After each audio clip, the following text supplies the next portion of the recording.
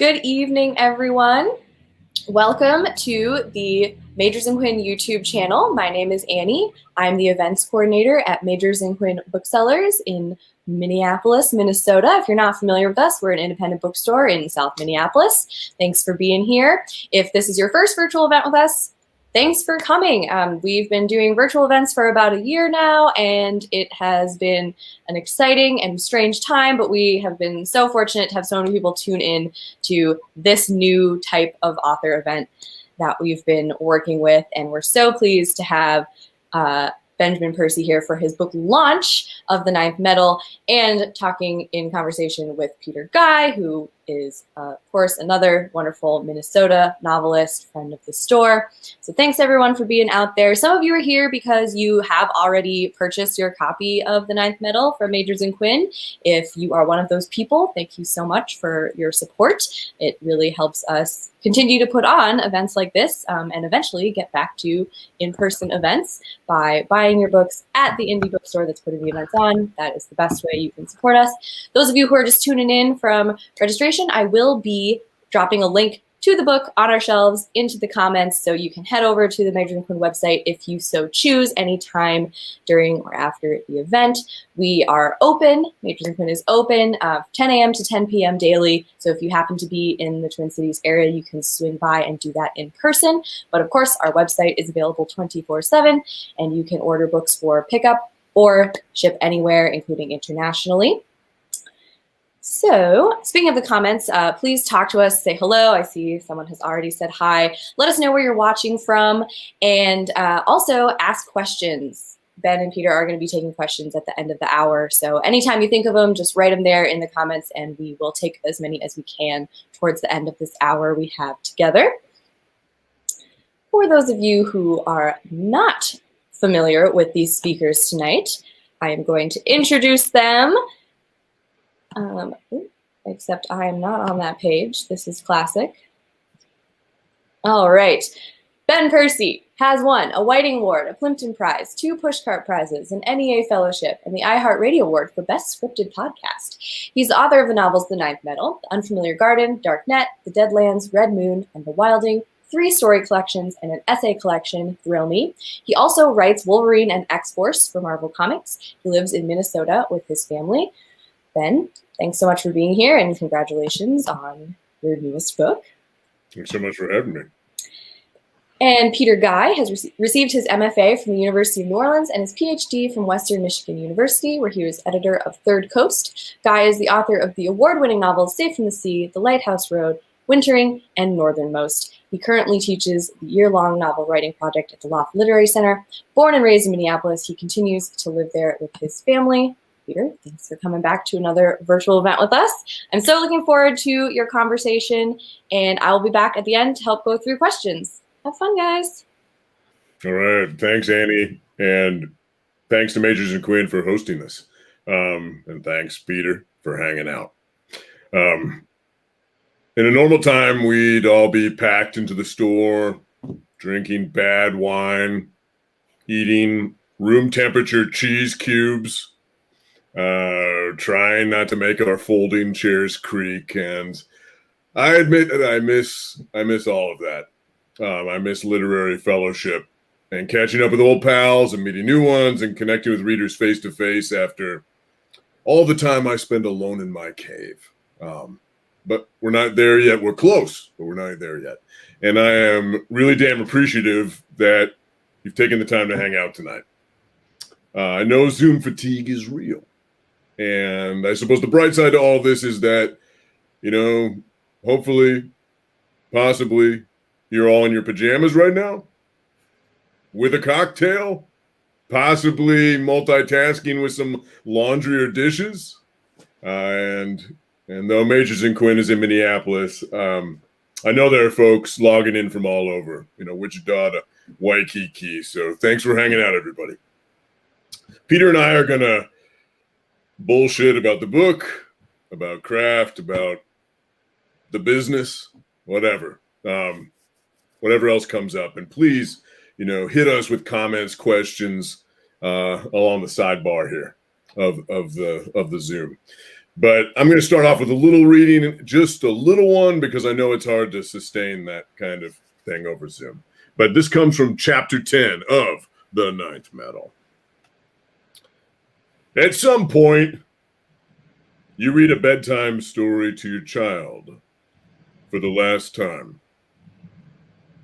At some point, you run through a sprinkler or hit a home run or stand on your head for the last time. At some point, you go from hating to tolerating to loving to requiring coffee. At some point, you go from grieving a lost parent to remembering him or her fondly. Most transitions are gentle and unrecognized and individual. This one was violent and collective. Everyone could point to the same date on the calendar and say, then. That was when everything changed. In northern Minnesota, the night birds went silent. Worms and salamanders twisted out of the dirt. Cats yowled in yards and dogs whimpered under beds. Some people suffered from sudden migraines and others noticed their fillings tanging their mouths with the taste of metal, and others shook their cell phones and said, hello? Can you hear me? Hello? And then the sky fell. The meteors, some the size of golf balls, hailed down, one after the other, a constant fusillade. Some were as big as zeppelins and knuckled up huge mounds of earth spiked with woods. Trees splintered and caught fire as though struck by cannonballs. Silos opened up and spilled their grain in a hissing rush. Lakes splashed and chimneyed with steam. Houses vanished. A woman named Jessica Peterson was driving a semi north along Highway 1, hauling a tank full of milk. She leaned over the steering wheel, craning her neck to take in the sky. The radio fuzzed in and out, country music, Bible-thumping preachers, news reports, a chaotic babble. She spun the dial until it settled on classic rock. The station was running a themed show, a comet countdown. David Bowie's Starman gave way to Zeppelin's Stairway to Heaven. A hula girl was anchored to the dash. The paint on her belly was worn away because Jessica liked to rub it for luck, and she rubbed it now, but it was too late for luck. She didn't see the meteor itself, only the crown of the fire-edged asphalt rising before her. A crater had opened in the road, and she couldn't brake fast enough. The semi chunked over the lip of rubble and descended into the sudden pit. The grill struck the far side of it, and the semi accordioned with the doom and shriek of rent metal.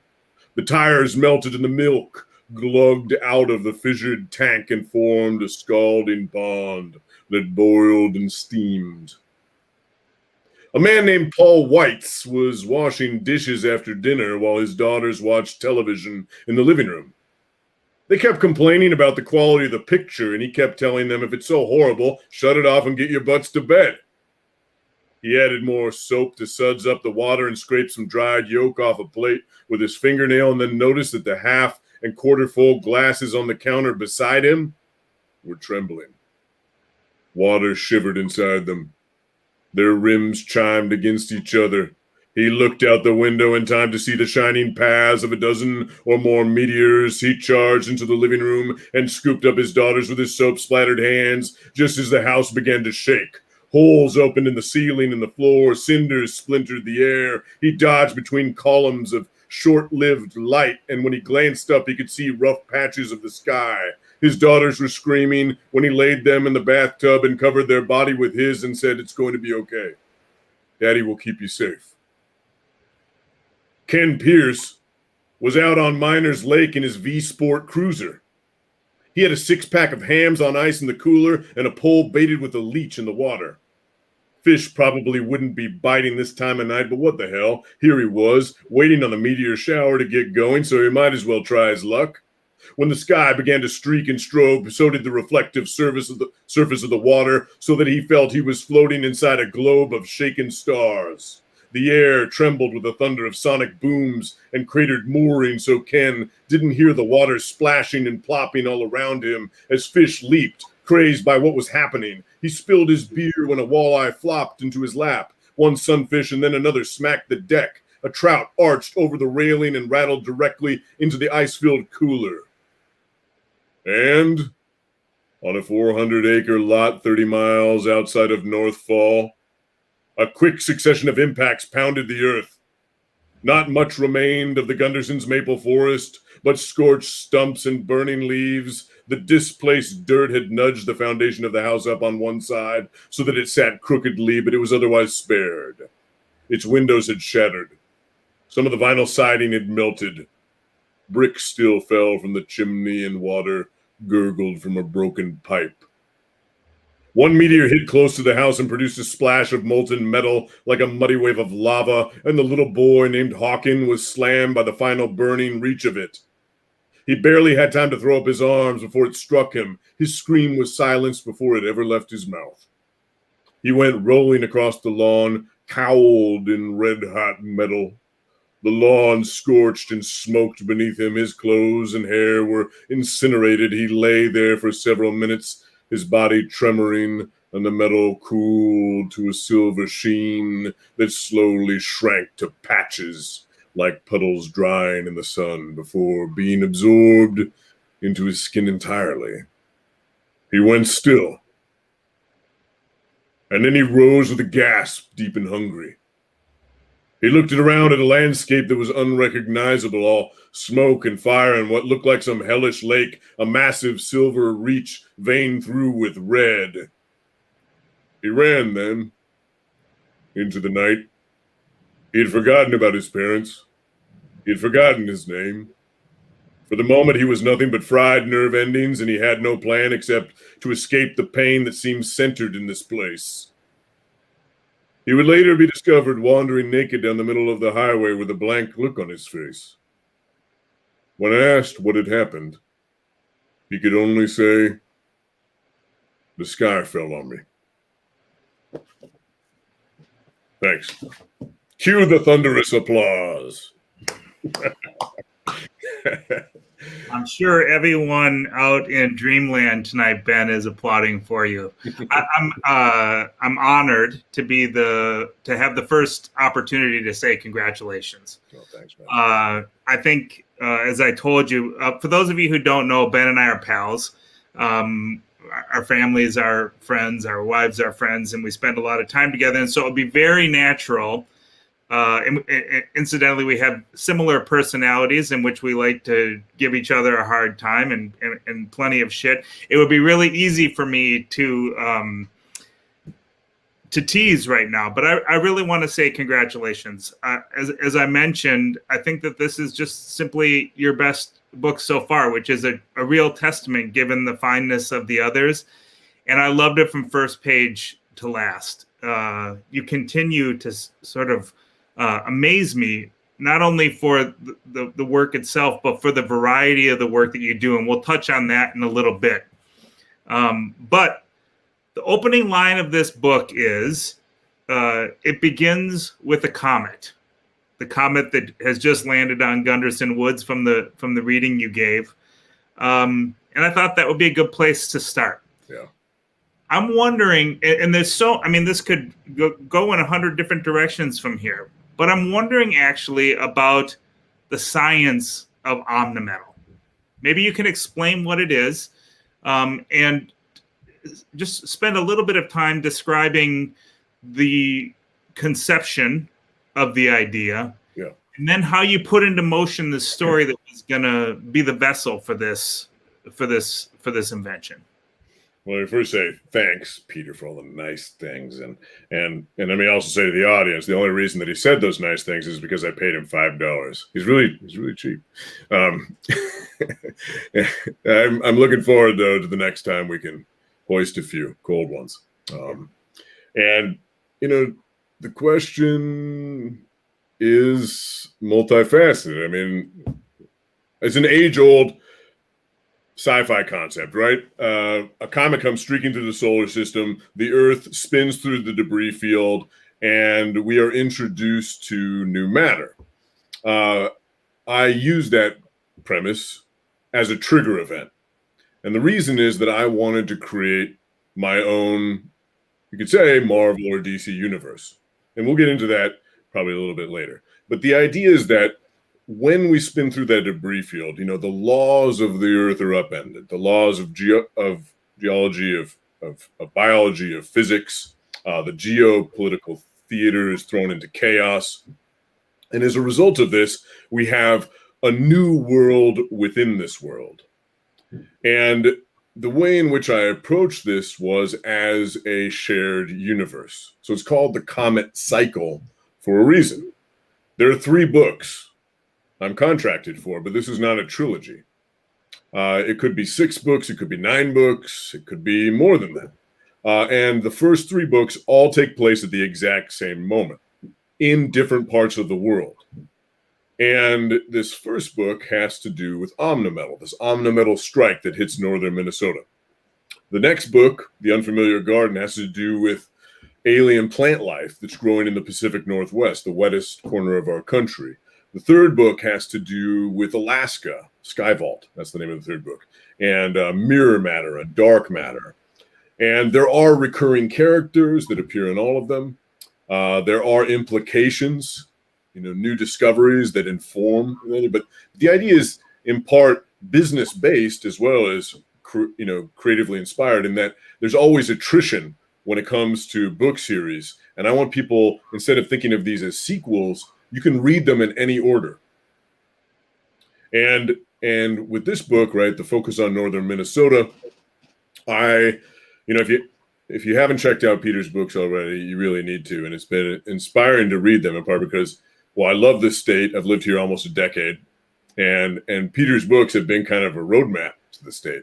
And he and I both he has a much longer relationship with the North Shore, with northern Minnesota. We both love that territory. And, I really homed in on it as the ideal location for this story. For a number of reasons. One, it's a liminal space. It feels like it's a borderland. And if you're talking about a story that bridges worlds, it seemed like the right stage for that. But beyond that, it's unclaimed in many ways, right? What is U.S. government? What is tribal? What is Canada? It's this big stew of controversy. What's private? There's been all of these, really violent arguments that have stemmed from environmental protection versus copper, nickel mining, and iron ore mining up in the northern Minnesota. So if you take that site, the site of incredible beauty and wildness, but also a place where this used to be the steel hub of the world, and it's in economic decline. If you take this place, which is the middle of nowhere, and make it the center of everything, that felt really exciting to me. To have a place where Saudis and Chinese and Indians and roughnecks from the South and prostitutes and everybody's just flooding there by train, by car, in order to get a claim on this place. That is the essence of it. And omnimetal is, right, this new metal. And the way that I kind of figured this out was, partly inspired by some Marvel traditions, but also inspired by some conversations that I had with my buddy Argendu, who's a physicist at Carleton. And, we would sit down and hash out the possibilities of a kind of slippery science in which this kinetic energy, this omnimetal is able to absorb kinetic energy. And that changes the weapons industry, changes the energy industry, and results in, not just business interest, but government interest as labs are set up on the periphery of the town. It's one of the things that I loved most about this book. I mean, of the many things that I did, this quality of a world that I'm really familiar with, probably most, I don't know who's in the audience, but people from Wichita and Waikiki are probably not as familiar with the area as you and I are, or as other folks from Minnesota who might be listening in. But one of the things that I really admired about the book is the way that you went right at those issues that have been the sort of crux of life up in that part of the country for a long time. That is, what's more important, the pristine wilderness or the livelihood of the people who live on the edge of that wilderness? What's more important, that folks like you and I can come up from the southern half of the state and spend our vacations there, or that people can make their livelihoods there? And it's really one of the driving forces of this novel. I mean, there is an economic boom as a consequence of this comet strike. It takes a while for people to realize what it is and what it means for the people who live there. But once they do, it becomes the Wild West, the California gold rush. Yep. It becomes that sort of scene.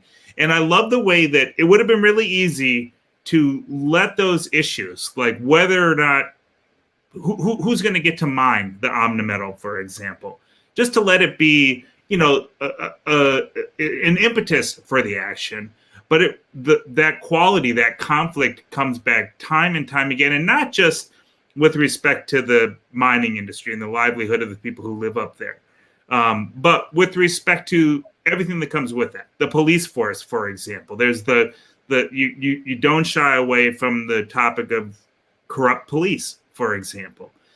You don't shy away from the environmentalism. You don't shy away from the families who have versus the families who don't have, and what those dichotomies look like.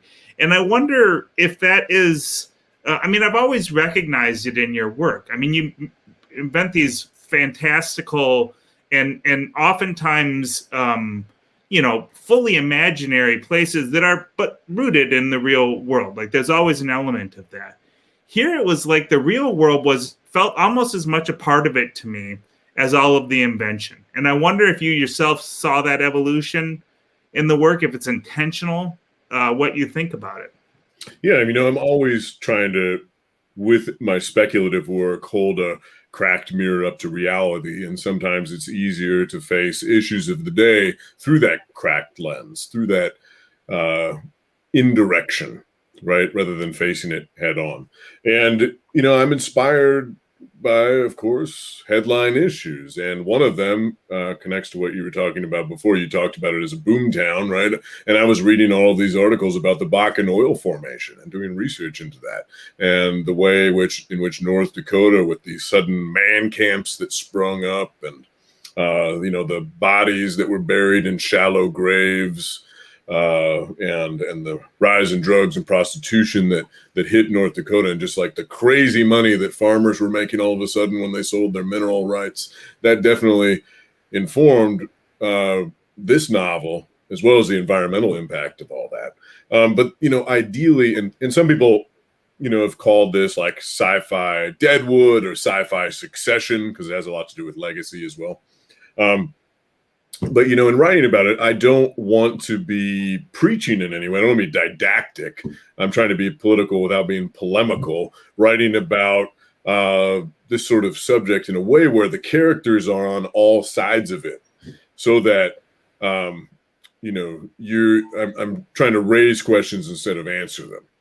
Yeah. Well, and that's definitely the effect for me. I mean, there are characters certainly who fit the mold of villain, and certainly characters who sort of fit the mold of righteous, I will do well, or as well as I can. But there's way more moral ambiguity in this story than there is certainty, for sure. Let's talk about character for a minute, because this is another thing that I just found remarkable. And what I mean is character. I thought the characters were so terrifically rendered, and whether they were more minor characters. There's a character named Thaddeus Gunn, who's definitely one of the villains of this story, who's a minor character, but the invention that surrounds him is just phenomenal. And I won't lead the reader, but I thought about these characters all the time. I especially thought about three of them, and I want to just introduce them briefly and hear what you have to say about them. Hawken is the boy who you read about as the Meteors strike, and what happens prior to that, I won't give too much away, but he sees a great tragedy unfold before his eyes, a great family tragedy before his eyes. And after he is witnesses this and goes and is found walking down the highway, he becomes a sort of experiment. And I thought that the depth of character in Hawken was like probably since the Wilding the most depth of character that I've seen in one of your characters, that at least that I remember in one of your characters. But he's not the only one in here. Both John and Talia, brother and sister, heirs to a great family energy company. I thought that they were remarkable characters, and I kind of can't believe the depth of character that comes through in this novel, even with all of the rambunctious excitement, the plot-driven elements of this story, the marvelous invention. Underneath all of it is this sense of character, and the like I said, the depth of those characters. I mean, I know the characters are always important to you, but did you have a greater connection with any of these folks? Well, I mean, I always argue that it doesn't matter how awesome your vampire train is, or how terrifying your squid aliens are, or how, explosive your pyrotechnics, that if you don't have a beating heart at the center of your story, nobody's going to care. So character is principle to me. I think of character alongside plot, of course, but really the plot is in service of character. And with these folks you're talking about, you mentioned earlier moral ambiguity, and if you think of this as a kind of, almost all sci-fi is a kind of Western, and the frontier of space and everything, and if you look at Star Wars, for instance, is a classic example that is more in line with like the John Ford Western. So if you look at the John Ford Western, that's all about classic archetypes and classic filmmaking, and racism, and all these different elements that other writers and other filmmakers were trying later to revise. Like, think about Sergio Leone. I taught in my former life, I was a big nerdy professor, and I taught a graduate course called Rewriting the West, and we looked at everything from like Owen Wister's The Virginian, that seminal novel, along with the John Ford Westerns, and worked our way up to, Leslie Soko's Ceremony and such. But one of the things that we focused on too in that class is the Sergio Leone Western. And if you think about like the opening of The Good, the Bad, and the Ugly, here you have a single street town with, tumbleweeds rolling across it, and it appears to be high noon, and here's somebody standing at one end of it, and here's somebody who rides into town and stands at the other.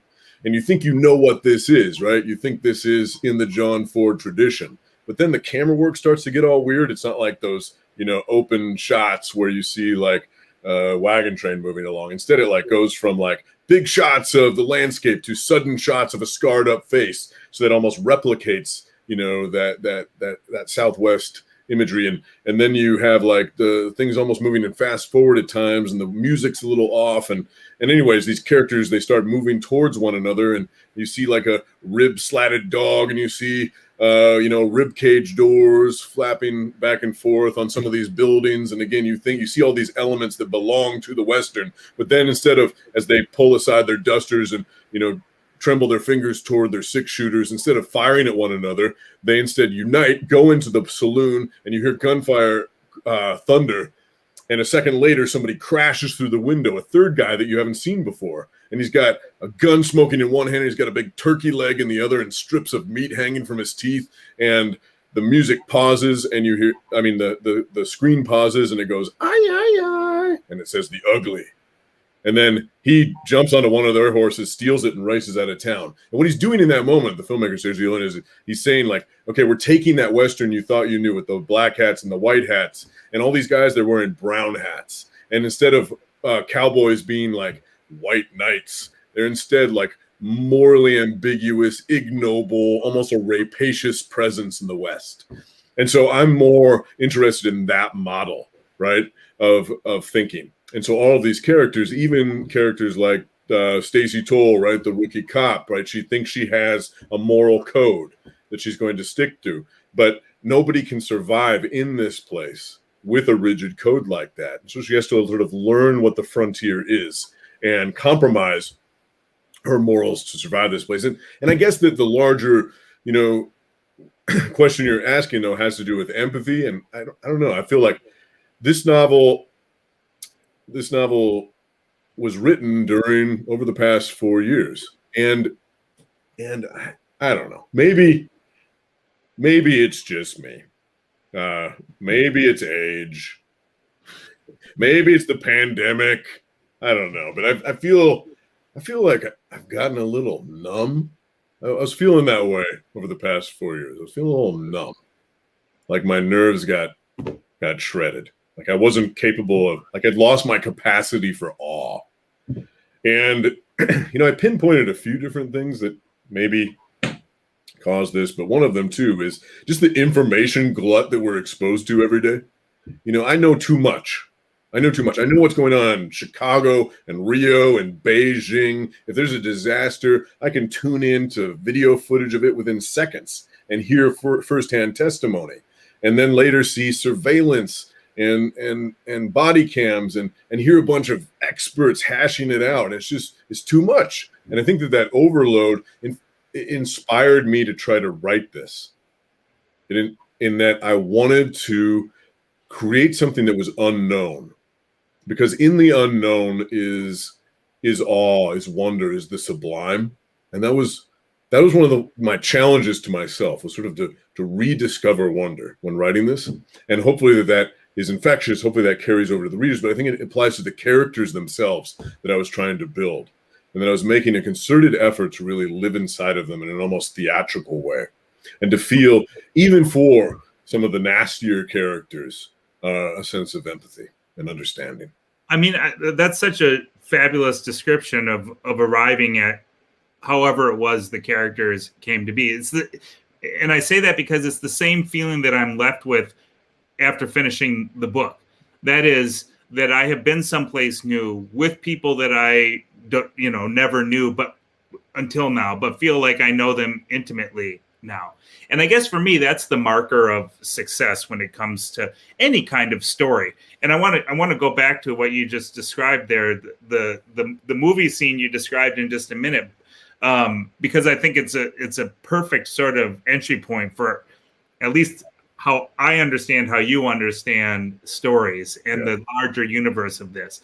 But just to dwell for one more minute on the issue of characters, I mean, I think about John, who's and it'd be hard to pinpoint who the protagonist of this novel is, but John is certainly one of them, and he's the prodigal son who returns home 5 years after the comet and meteor shower strike, and has to sort of navigate this town that used to be his but is no longer. He has to confront who he used to be and is no longer, doesn't want to be any longer. He has to decide whether he wants to be a part of the family legacy vis-a-vis the business or not, whether he can trust his sister or not, whether he cares about his wasted brother anymore or not. All of those things, which when you describe it like that, I mean, it could very well be a Henry James novel for all that it's worth.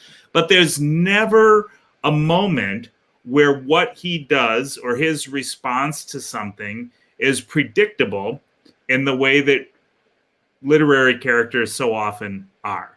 He can sort of telegraph what's going to happen with so many of those characters. And you think of the famous prodigal sons in literature, it's easy to imagine the story. That's not the case here. And I guess it's just a compliment as much as anything. But I've been thinking about these characters kind of nonstop and in the best way, in the way that I know you aspire for your stories to be read and heard. And so I guess I'll just leave it at that. Well, I mean, and just to thank you and just cycle back slightly, John is living out what every Western promises. Every Western begins with a stranger riding into town. Mm-hmm. In this case, he rides in on an omnimetal train, and the trouble begins. And he's carrying some pretty weighty secrets with him. And you don't know what he's going to do because he's done some really bad shit in the past. He's on a mission of atonement, but he still has that baggage with him, and at any moment, the screws could come loose again. So I like that carefully controlled chaos that is his character. Yeah. Well, and I feel like it's true that not only is all of that true, but he doesn't. I mean, my impression was that he had a plan, but as soon as he got there, he knew that his plan was full of holes, and what would he do about it? I always associate you, and this is probably unfair after, as you said, almost a decade living just down the road from me. But I associate you with the Pacific Northwest. And I know that you sort of joked about, how much of northern Minnesota you would screw up. But I want to talk about it for a minute, because I thought that the rendering of that place, which is so familiar to me and so intimate and important to me, was terrific. And I know that you spend a lot of time there. But step outside of your author role as author, and for the folks who aren't familiar with it, describe what this the physical landscape of this place as it exists now, and what it means to you, and why you decided to write about it as you did in this book. Sure. I mean, I have lived in Minnesota, as I said, about 10 years now, and we moved here with the intention of staying, of setting up shop. Our roots are going deeper and deeper. And one of the things that drew us to the state was the art scene. One of the things that drew us to the state was the way that there's theater and all of these bookstores and all of these presses and the Loft Literary Center and the Guthrie and First Avenue and then you also have these wild places, right? These places you can escape to, these spaces that remind me a lot of where I grew up in Oregon. You can go into the Boundary Waters, not have a cell signal, and not see another living soul for weeks on end if you're doing it right. And there's something interesting about a state that has, and Oregon has this too, that has different geographies that crash up against each other, because you have the plains, you have urban centers, you have the piney north, you have, the nowhere land of the Boundary Waters, you have the inland sea of Superior, you have all these things crashing together in the same way that also Oregon has basically every single bioregion crushed into its borders that you can find, from rainforest to grasslands, and that that diversity sort of carries over to the geographic diversity, carries over to the complexities of the state as well. And I feel like I've talked about this for years with you. The fact that I didn't want to write about the Midwest, I didn't want to write about Minnesota until I felt that I could do so adequately. That I could be, an ambassador for it, because it's not just about, the trees and the mountains and the lakes and everything else. It's not just about rendering the geography of Minnesota. It's about knowing the culture. It's about knowing the politics. It's about knowing the language, the vernacular. It's about knowing the myths of a place. And so that's what I've just been sort of soaking up over the past 9 years. And, the North Shore in particular has become, my favorite part of the country. We go there every summer. We sometimes go there in the fall. Our dream is to one day be able to secure a cabin up there. And in reading your work and reading Kent Kruger's work and reading in reading nonfiction about the place and now writing about it myself, it just comes more and more vividly to life as sort of my ideal backyard in a way.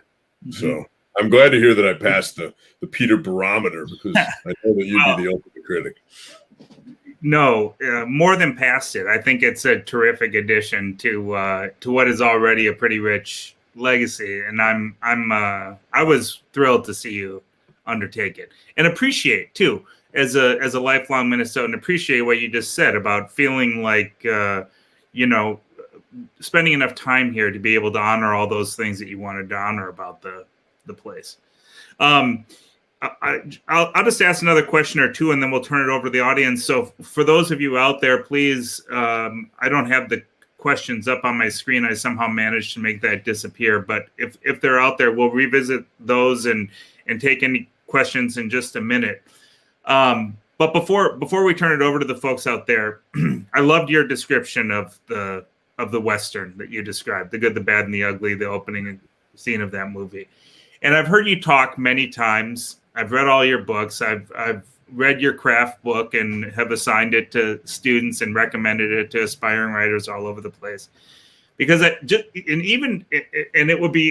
would be another one of those things that would be easy for me to tease you about, but I won't, because I actually think it's brilliant, which is this ability to distill so many elements of storytelling into something so simple as you've just done, which is describe the opening of that movie in a way that is fully visual, in a way that is super intelligent and takes into consideration all sorts of elements of scenery and of setting and of character and surprise and very specific images.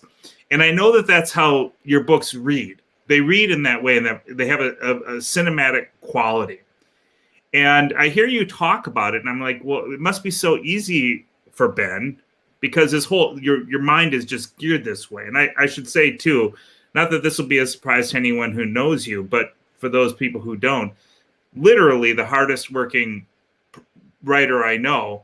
And not just because you spend, by your own estimation, 10 hours a day at your desk, but because those 10 hours are so diversified. You're writing comic books, a lot of them. You're writing novels. This is what, the 5th novel now to go with 3 story collections. Yeah. I know that the other 2 books, one is done and one is almost done. So, okay, 8 novels. You're constantly sort of, I imagine you as reimagining the way stories can work and borrowing from one genre or one form to pay another.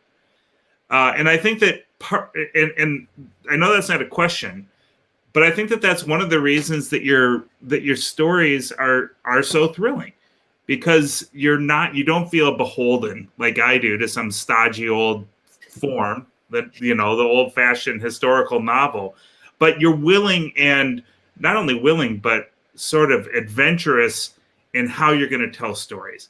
And I had the overwhelming feeling as I was reading The Ninth Metal that I was reading the beginning of a whole new universe of storytelling, exactly as you described at the outset, where one novel was going to build on another, related but unrelated, and that there would be the possibility for,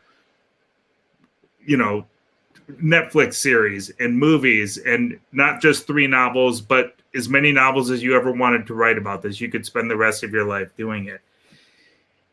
How do you navigate it all? How do you keep all of those ideas? How do you sort of compartmentalize them and then take what you need from certain compartments and put back what you don't, and navigate the world of your imagination? I ask because I can't imagine how you do.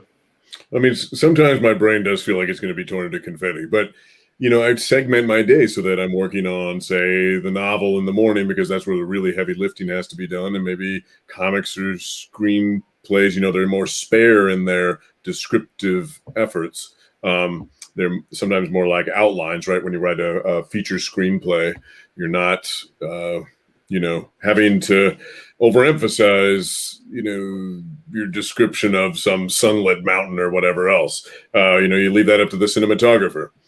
So part of it is compartmentalization, editing more late at night, working on what is the most pressing deadline in the morning. But it also has to do with just the way in which my mind works, and that I grew up on my first memory of reading is comics. I grew up in Crow, Oregon. That was one of many places I moved. and lived when I was a kid. But in Crow, Oregon, I can remember clearly this mercantile. It was such a small town, there wasn't a grocery store, there's a mercantile. And my mother would plant me below the spinner rack of comics. And she would say, stay there. And she would trundle up and down the aisles with her cart and fill it. And I would just pull down Warlord, Batman, the X-Men, Spider-Man, and Thor and Man-Thing. And I would read these comics. And if I was good, she'd let me take one home. I never wanted candy. I wanted cape and spandex stories. And so, that's sort of where my initial imaginative hardwiring comes from. And with that comes the pleasure of inhabiting a shared universe, right? What happens in a Batman story carries over to what might be happening in a Wonder Woman story, carries over to what might be in a Green Arrow story. And the same thing goes outside of DC to Marvel, right? Here's this Wolverine story. It's impacting the X-Men story. It's impacting what might be in Spider-Man or whatever else. So the idea of the shared universe, right? That's actually a close cousin to exactly what you're doing in your work, right? All these families are connected. And the shared universe, right, bridges the gap from the North Shore of Minnesota all the way over to Sweden, Norway. And it's what Louise Erdrich is doing, and it's what Faulkner was doing. So in a way, I'm kind of taking that more bombastic, hyperbolic, technicolor stuff that I learned from comics, and then I'm pairing it with everything that I learned from literary fiction. And there are great things about both, and I've kind of blended them together. And I guess that you could say that that's what Margaret Atwood is doing as well at times, when it comes to like her artistry, but also trying to tell a thrilling plot, or somebody like Susanna Clarke or Kate Atkinson or Cormac McCarthy, right? They've got those compulsive storylines that are sometimes seemingly beyond belief, but then anchored with these really literary three-dimensional characters. And that's become kind of my aesthetic. And there's an intentionality behind it, I guess you could say. But it's almost muscle memory at this point. It's just instinctual at this point, because I don't distinguish between what some people might call, highbrow and pop. It's everything is feeding me. I'm breaking it down all into what I see as useful nourishment. And whether it's like the latest issue of Swamp Thing, or the latest episode of Succession. So, or the latest Marlon James novel. I'm interested in storytelling, but I'm also interested in like those more crystalline, granular elements of craft and theme as well. So I'm just a weirdo. I'm a weirdo. Well, you are a weirdo. That's true. It's also true that you're just a terrific inspiration. I hold you up as an example all the time with students and aspiring writers and other accomplished writers, and even for myself. So because I would never say that down at the tipsy corner over glasses of good bourbon, I'll say it now. You're going to really give me shit the next time we hang out. No, I can't wait for that. I feel dirty complimenting you like this. I feel dirty taking your compliments. I did find our way back to the comments, my way back to the comments, and there are a bunch of questions. So I think I don't remember if Annie was going to jump in, but I've taken up enough of your time. There's Annie. Hi. Well, you found the questions, but I'm happy to roll through them. There's some really good ones. Yeah, why don't you go ahead and take over with that, Annie, and I'll just listen to Ben some. All right, cool. So first one came from William, and it's actually for both of you. So Peter, you're not off the hook, actually. A book tests the writer's commitment to a subject. Is that multiplied when you write linked books? For both of you who have done so. Well, it's right on the theme of what we were just talking about, right? And I mean, because Ben just gave such an eloquent answer, I would just say that for myself, I don't think of it like that because it's so challenging. I mean, of course, there are things that you have to keep straight, topics and lives and genealogies and family trees and timelines and things like that you have to keep straight. And I guess in that way, it's more complicated. But I always think of each story from one to the next as its own organism, and that I better be prepared as the scientist exploring that organism to make discoveries, to learn new things, to be surprised, to fail with certain experiments. And in that way, each book exists on its own. Yeah, well said. And just to echo that and talk just a little bit further, that logistically, Bill, and hi, Bill, thanks for coming. It's quite difficult to figure out, especially when I have simultaneous timelines. Here I have something happening in northern Minnesota in the first book. Here I have something happening in the Pacific Northwest in the second book. Here I have something happening in Alaska in the third book. They're all happening at the same moment.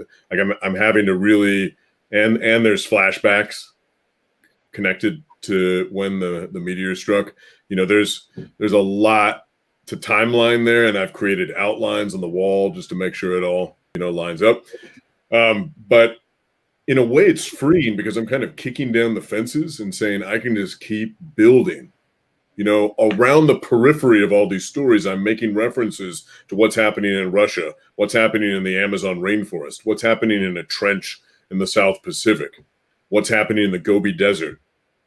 And as a result of that, I'm making notes on all the stories I can. I probably won't have the time, the life to tell, but I've already got a dozen ancillary stories connected to these three.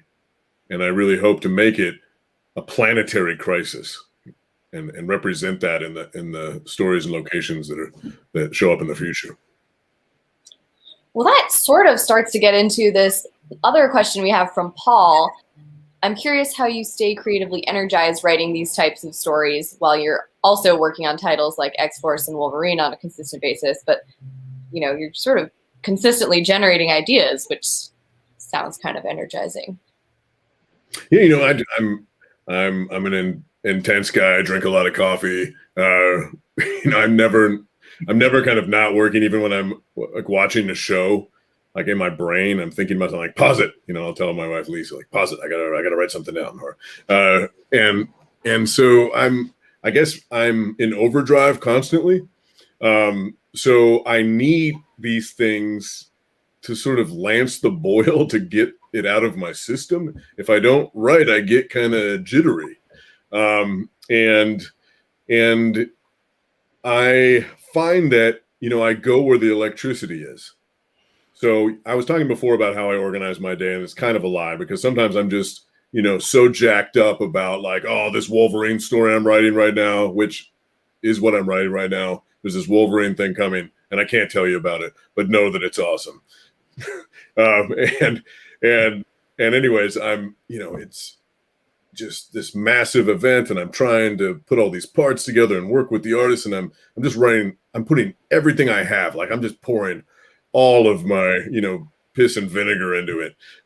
And sometimes like, yeah, you get to that point later in the day where you're like, I don't got anything else. And, then you lift some weights or, run around with the kids and do some other stuff. And then you come back with renewed energy. But that applies also to projects. Like if I ever get stuck on something, I never have writer's block because I'm always juggling so many chainsaws. I'm just like, okay, I'm stuck on this. I'm going to go do this for a while. And then I return to it with that fresh perspective and a full tank. Nice. Here's one from Kavai. Hi, Kavai. Thanks for coming in. What was the most challenging part of writing the Ninth Metal? The most challenging part about it was probably weaving together all of these different plot lines. This is not a singular narrative. It's a tapestry of this region. I have a character who's a cop. I have a character who's this prodigal son. I have a character who is a cult member. Characters, this character, this researcher in a government lab. This kid who's being experimented on in kind of a Stranger Things sort of way. And that's, that doesn't even begin to cover it. It's kind of Game of Thrones-esque in the way that it sprawls. So just managing all of that while threading them together in such a way that they each came to a satisfactory conclusion and felt balanced. That's the architecture of storytelling. That's the math of storytelling that can sometimes break your brain. Yes, definitely. Here's a few from Sonnet. They're interesting. I'd like to know how you feel about the publishing process, how your journey led you to Mariner, and what do you like and dislike about publishing? Well, when I was talking to HMH, Houghton Mifflin Harcourt owns Mariner, about this novel series, one of the things that I did was I pitched the idea that it would roll out like comic books, because I feel like, and you can feel free to disagree with me on this, Annie, as a representative of the literary industry, I feel like if I, as somebody who's inside the industry, who's a big nerdy reader, if I sometimes hesitate to buy a hardcover that costs $36, $27, then how does everybody else feel? If you look at the way comics roll out, comics come out as $2.99 floppies. They're later collected into trade paperbacks. They're then later collected into deluxe omnibus editions or deluxe hardcovers that have bonus material. That's how movies work as well. You go to the movies, you drop your $7. Later on, you can buy this, director's cut Blu-ray for $36 or whatever. I feel like the publishing industry kind of has it backwards. So one of the things that I did was proposed, okay, what if we put out these books as cheap paperbacks up front and try to build, word of mouth? Instead of excluding readers up front, put the collector's item on the back end after you've drawn everybody into a story. I mean, it's a lot easier to drop $7, $8 or whatever, on a book. That's what people spend on their, iced mocha chino with sprinkles and latte and caramel swirls. Like, you'll drop $8. You might not drop 36 though. So that was the idea behind this. And the great thing about working with Houghton Mifflin is not just, the publicity team and the editors, marketing squad, they're all awesome. It's not just the company I keep there. It's also their willingness and their excitement to be like, that's a fun idea. They got as much behind the content of the book itself as they did the platform. And so their willingness to take that kind of risk is something I really appreciate. And so how do I feel about publishing? I feel great about publishing when working with this team, because it's been, we'll see how it turns out, but it's been fun to dream up a new way of not just telling a story, but releasing one. Yeah, I mean, I will say it's really nice to hear an author say that, because I always wonder from the bookseller side, I always sort of feel the same way.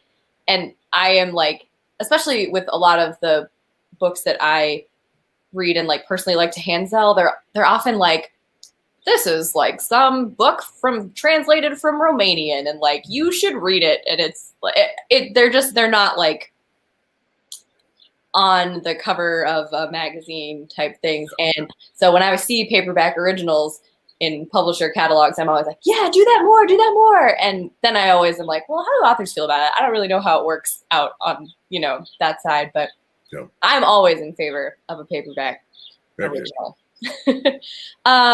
Yeah, so thank you for that question, Sonnet. Here's one from Brandon. I'm pretty sure you said you'd love to see one of your stories turned into a movie. If you had to pick just one movie or TV series, or to turn into a movie or TV series, what would it be and why? Well, I'm working more and more on TV and film right now. Supposedly I have a movie shooting this summer. That's an original idea. And I'm working on an adaptation of Urban Cowboy for Paramount with my buddy James Ponsel. And right now Sony picked up the rights to this, so I'm adapting The Ninth Metal actually into a pilot. So right now my head is in Ninth Metal, so I'm going to say Ninth Metal. But Red Moon has also had many different attempts at the screen, and we'll see. It might be moving forward right now again, but Ninth Metal, I mean, this is, again, I refer to it as like my own Marvel universe, my own DC sort of universe. So, I'm seeing it unspool before me on the page cinematically. It reads cinematically too. I think I even said that. I would second the Ninth Metal notion. Is what I mean to say. It's official. The ninth medal it is. So do you lean more, like, do you want it to be a feature, or would you prefer? No, it would have to be a TV. series? It's Yeah. it would be a 10-hour movie. TV is better, in my opinion. Yeah, I mean, TV accommodates novels so much better. Yeah, exactly. Okay, so, hi Pamela. Another bookseller in the chat agreeing with our paperback original stance. So a lot of here's one from Martin. A lot of your writing has a noir tone. Ever consider writing a mystery detective novel? Ooh. Well, this book, it does have, Yeah. I mean, we called it sci-fi. We've called it a Western. In many ways, it's a crime book. So yeah, I mean, the only thing that I guess I've written that's straight crime though is I have a comic series out, and the first volume has been collected, like what I was talking about before, right? The 5 issues came out, and now it's a graphic novel, a trade paperback. It's called Devil's Highway, and I wrote it. Minnesota artist Brent Schoonover, my friend, is the artist behind it, and then Nick Filardi did the colors, and it's about somebody whose father is murdered, and she infiltrates the underworld of the trucking industry and discovers a larger conspiracy. So it's got kind of a true detective vibe to it. So yeah, I've done that. He's done it. The real question is, when are you going to write that romance novel, Ben? Oh, that's already published under my pen name, Percy. Oh my god. Well, I think I've got through all the questions. If I missed yours, give me a shout and I will go find it. But I think we got all of them. So last call for questions. Thank you so much, Ben and Peter. This has been really fun. Thank you, Annie. Thanks. Yeah. Thanks, Peter. I owe you both, a few pitchers of whiskey. And thanks to everybody for coming out tonight for the launch. Thanks everyone for tuning in. Your wonderful questions. The link to the ninth medal on the Majors and Quinn website is further up the chat, so you can head there if you don't have your copy yet. Final question. Ben, does a plot or character typically bring the novel to you? Like Pamela with the last word. Yeah. Pamela, by the way, is a great friend, and we sometimes refer to her as the fairy godmother of Minnesota letters. She's a great ambassador for fiction, poetry, nonfiction. But does the plot or character typically bring the novel to you? I mean, it's threaded like it's a DNA strand, the way it all twists together. Mm-hmm. And that, I create usually like a map on my wall, and before I write a novel, and that map can be up there for 2 years or 3 years before I ever put my fingers on the keyboard. And on the left side, I have characters, and I write out these sort of Wikipedia entries on each of them. And I even draw them sometimes. And then once I figure out who they are, I figure out what they want. And once I figure out what they want, I put obstacles in the way of that desire. And that's when I have these threads going across the scroll of paper that's tacked to the wall. And so character first, I guess you could say. But really, there's no story without character. There's no character without story. So, yeah, parallel worlds. Yeah. Well, thanks for sharing all your secrets. And we'll hopefully have you back in person for one of your next many projects, maybe the next installment. Thanks everyone, and have a wonderful evening. Congrats, Ben. Thanks, buddy. Take care, everybody. Thank you.